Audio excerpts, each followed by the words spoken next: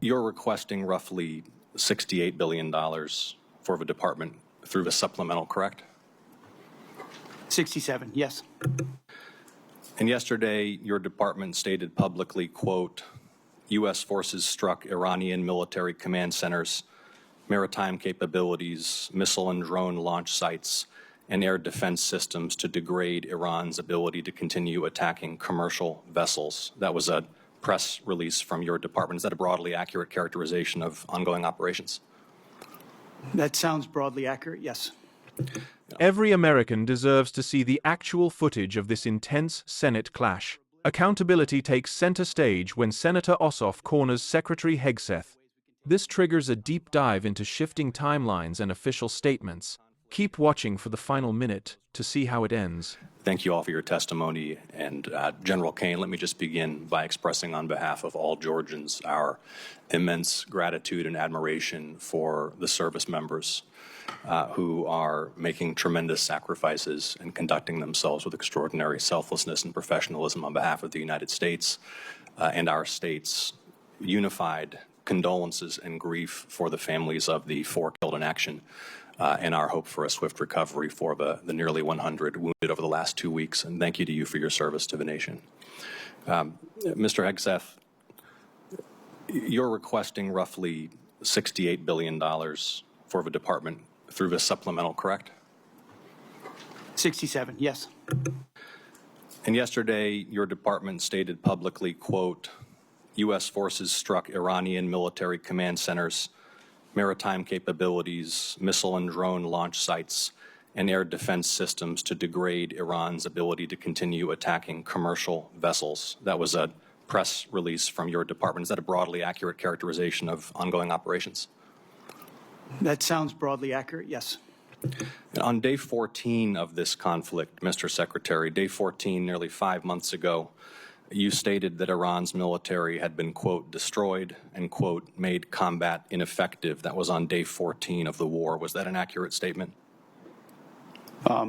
They didn't have a Navy any longer. It was completely sunk. Their missiles were buried underneath a lot of their underground facilities, and their defense industrial base has been almost completely destroyed. So as far as a military assessment of Iran's capabilities, it didn't mean by any stretch of the imagination absolute zero, but their capabilities Mr. Secretary, at the lowest level you they've been in a stated very that long time. on day 14 of this conflict, in the second week of the conflict, you stated that Iran's military had been, quote, destroyed and, quote, made combat ineffective. Was that an accurate statement?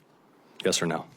Iran's ability to challenge the United States of America at the level at which we're capable of. That's not what I asked you, Mr. Secretary. You said on day 14 Iran's military had been, quote, destroyed and, quote, made combat ineffective. Yes or no? Was that an accurate statement? What the American military has done to the question? Iranian military is a historic military Will you defeat, answer the and question they're ineffective under oath? in that context. What just happened in that room was not a standard debate. Senator Ossoff cornered Secretary Hegseth with a simple binary choice. Was his Day 14 statement accurate or not? Hegseth couldn't say yes, because ongoing military operations prove the threat remains. But he couldn't say no under oath either, because admitting the original statement was wrong destroys the rationale for this $68 billion request. Instead, he deflected the question with general talking points. But Ossoff was tracking every word. Pay attention to what comes next, because the questioning gets far more specific. 3 weeks later, you declared victory. That was now nearly 4 months ago. 3 weeks after you'd already said Iran's military was destroyed and combat ineffective, you said, quote, Operation Epic Fury was a historic and overwhelming victory. You said Iran's military had been rendered, quote, combat ineffective for years to come. And you stated we had, quote, achieved every single objective. Were those accurate statements? It certainly was, on behalf of the men and women in uniform, a historic military victory over Iran. Had Iran's military been rendered, quote, combat ineffective for years to come? That was a statement that you made 4 months ago. They had 160 naval vessels in the Blue Water Navy, and they're gone. Their Air Force is completely combat ineffective, and they don't have a defense industrial base. So describe to me a country that doesn't have an Air Force, a Navy, or a defense industrial base, and I will describe to you a country that does not have an effective military. It can lob missiles. Mr. Mr. Secretary, you stated missiles, 4 but it's months not a ago combat-effective that Iran's military. military had been rendered, quote, combat ineffective for years to come. Has Iran's military been, for the last 4 months, combat ineffective? It's been set back not just years, but likely decades. You stated considering we it had, can't quote, build at the level it did before, and not even close. It doesn't mean it doesn't have capabilities. Mr. Secretary, you stated we had, quote, achieved every single objective. Was that an accurate statement 4 months ago? Notice the sudden shift in strategy the moment the pressure peaked. When Ossoff pressed on whether every objective was actually met, Hegseth quietly abandoned his earlier claims about dismantling Iran's military capabilities and pivoted entirely to the nuclear question. Moving the goalposts mid-hearing isn't just a political maneuver, it changes the entire justification for a $68 billion budget request. Ossoff caught that shift instantly. Watch how he brings the focus right back to the original promises in this final clip. The main objective of this was to ensure that Iran never gets a nuclear weapon. Their main sites were obliterated. We're watching over them, and we're holding them that issue. If they don't give them up at the table, there's other ways we can take them away. Early in the conflict Iran will on never day have a 3, nuclear Mr. weapon. Secretary, early in the conflict, day 3, you said one of those core objectives was to, quote, destroy the missile threat, and as you restated on day 5, to, quote, obliterate Iran's missiles and drones. Those were clearly and repeatedly stated core objectives of the campaign, which 4 months ago you declared had been completed victoriously with every single objective achieved. Were those objectives achieved 4 months ago? No one ever stated that every single missile was gone. Ultimately, combat ineffective means they're not able to dig them out of their UGFs and shoot Had at the us. missile It threat doesn't mean they been don't have defeated 4 underground months facilities ago? where they put missiles in them and hold on to them because they're the world's largest state sponsor of terrorism. So we never expected they would stop having capabilities to shoot. The question is at scale against an opponent like the United States of America, which went toe-to-toe with them and Iran couldn't. You stated on March 8th, day 9 of the war, on 60 Minutes, you assured the American people of Iranian surrender. Does that remain your prediction? Ultimately, Iran will never have a nuclear weapon to threaten the United States of America. That has been the objective, and it remains so. So just to review, you will not answer whether your statement made on the 14th day of the war that Iran's military had been, quote, destroyed and made combat ineffective was a truthful statement to the American people as you sit here and ask for tens of billions more for the conflict. Senator's time has Had a expired. historic and effective military campaign against the largest state sponsor of terrorism. Won't answer the question. Senator Peters. Did you catch how that line of questioning actually concluded? Hegseth stood there, asserting that the core mission was accomplished, but instead of backing it up with hard facts, he relied on a textbook distraction. He brushed right past the reality that 4 months after declaring victory, he is asking taxpayers for $68 billion more to fund ongoing operations. When a cabinet official avoids giving a straight answer under oath about billions of dollars, that isn't just standard political talk. That exposes the truth behind the request. Let's be precise about what just happened across this entire hearing. Hegseth came to the Senate to request roughly $67 billion in supplemental defense funding. That is not a routine budget line. A supplemental appropriation of that scale requires Congress to believe the money is necessary, justified, and tied to clearly defined objectives that are being actively pursued. Ossoff systematically tested that justification, and the logic quickly fell apart. Start with the Day 14 statement. On that day, Hegseth told the American public that Iran's military had been destroyed and made combat ineffective. That statement was not qualified. It was not hedged. It was delivered with authority from the Pentagon podium as an official assessment of the conflict. Citizens who heard it reasonably concluded the campaign had reached a decisive turning point. Financial markets, international allies, and foreign governments all reacted to that official assessment. Public statements from a sitting Secretary of Defense carry weight in the real world, and the Day 14 statement carried enormous weight. Then came the victory declaration 3 weeks later. Operation Epic Fury was called a historic and overwhelming victory. Iran's military was said to have been rendered combat ineffective for years to come. Every single objective, Hegseth announced, had been achieved. If you believed those words, the conflict was effectively over. The conflict was presented as officially over. Except it was not over. It is not over now.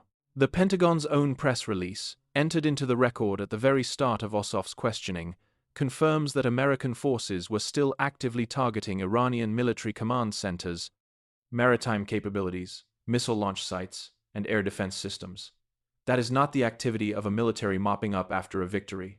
That is ongoing field operations against a country whose Secretary of Defense declared combat ineffective 4 months earlier. That contradiction is the core of this hearing, and Hegseth's responses to it revealed something worth examining carefully. When Ossoff pressed on whether those early statements were accurate, Hegseth did not say they were wrong. He also never confirmed they were right. Instead, he shifted the frame repeatedly.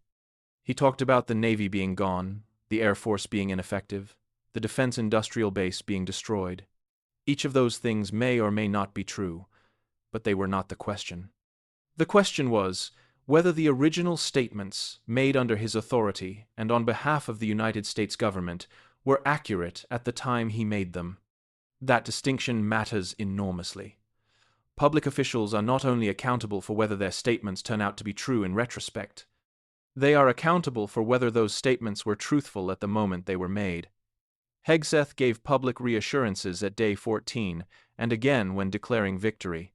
If the intelligence picture available to him at those moments did not fully support those assurances, that is a serious matter of public trust.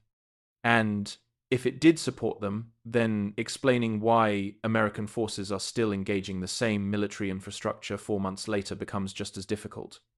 There is also something worth understanding about how Hegseth eventually answered the nuclear question. He repeatedly guaranteed that Iran will never have a nuclear weapon. That is a major claim. But Ossoff never asked about nuclear weapons in his initial line of questioning. He asked about the missile threat, the stated campaign objective from days 3 and 5 of the conflict. Hegseth's pivot to the nuclear framing was not accidental. It moved the conversation from verifiable claims about what was destroyed to a future-oriented guarantee about what will not be allowed to happen. That is a fundamentally different kind of statement, and it is much harder to challenge because it points forward rather than backward. Hegseth's mention of UGF's underground facilities requires some context. They are hardened bunkers used to store and protect weapons systems. Iran has invested heavily in them over decades, precisely because any adversary would target surface installations first.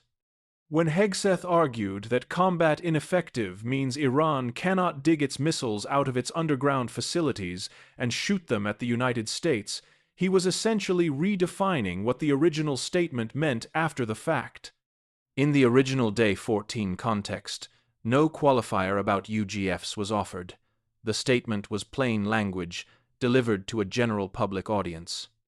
Introducing technical definitions under pressure to reframe a prior claim is a rhetorical move, not a clarification. The 60 Minutes interview is the clearest example of this disconnect. On day 9 of the war, Hegseth appeared on one of the most watched news programs in the country and assured the American people of Iranian surrender. Ossoff asked directly whether that prediction remained accurate. Hegseth's response was to pivot back to the nuclear guarantee. He did not say yes. He did not say the surrender prediction was wrong. He simply moved to a different subject and left the question completely unanswered. Here is the broader reality that frames everything in this hearing. Congressional supplemental requests of this magnitude have a history in American politics. The Iraq supplementals of the early 2000s, which eventually totaled over $500 billion across multiple requests, became a defining political controversy precisely because the original justifications kept shifting as conditions on the ground evolved. The American public has institutional memory about this pattern. Millions of Americans who follow these hearings lived through those years. They know what it looks and sounds like when the public framing of a military effort does not stay consistent with what is actually happening. That is not to say the conflicts are identical. They are not. But the dynamic Ossoff was probing, where official statements made at peak political moment may not align with the ongoing operational picture, is a pattern that repeats in American military and political history with enough regularity that voters have learned to pay attention when it surfaces. Senator Ossoff represents Georgia, a state that is home to significant military infrastructure, including Fort Stewart, Hunter Army Airfield, Moody Air Force Base, and Robins Air Force Base. He opened his questioning by expressing condolences for the personnel lost in the line of duty and hope for the recovery of the injured in the preceding 2 weeks alone. That framing was not incidental. It established that his questioning was not abstract policy debate. It was connected to real human costs, paid by real families in his state and across the country. The money being requested and the accuracy of the statements justifying it are connected to those costs in a way that is impossible to separate. What this hearing exposed, in its most essential form, is the gap between the language of victory and the reality of ongoing conflict. Those two things can coexist in some circumstances. Military campaigns are unpredictable, but when the gap between the official language and the operational reality is large enough to require billions more in public funding to sustain, and when the official who made the victory declaration cannot answer yes or no to whether his statements were accurate, the accountability question does not resolve itself. It stays open. Ossoff's final summary before the chair cut off his time said it plainly. You will not answer whether the statement you made on day 14 was truthful to the American people as you sit here asking for tens of billions more. That question remains central to the issue. Every senator who votes on this supplemental will be voting with that exchange in the record. Every American who watches this hearing will be able to judge for themselves whether the answers given were sufficient for a request of this size. That judgment belongs to the public. The hearing simply made sure the record was clear enough to support it. How Congress handles this $68 billion request will set a major precedent for government transparency moving forward. The questioning in that room may have ended, but the fundamental issue of accountability isn't going away. What do you think? Should public officials be held to strict accuracy when asking for billions under oath, or is this just business as usual in Washington? Drop your thoughts in the comments below. To support our channel in uncovering these vital Senate hearings and keeping official records transparent, make sure to like this video and subscribe. Thank you for watching.